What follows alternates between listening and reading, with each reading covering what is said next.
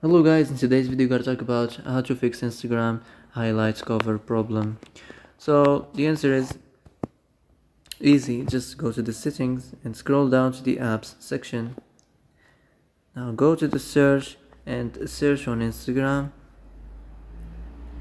and now go to the storage, and here as you see we find this clear cache option. Click on it.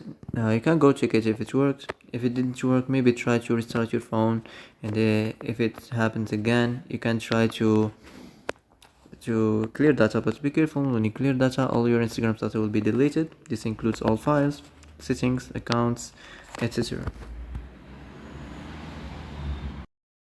So that's it for today's video. I hope this is the answer you've been looking for.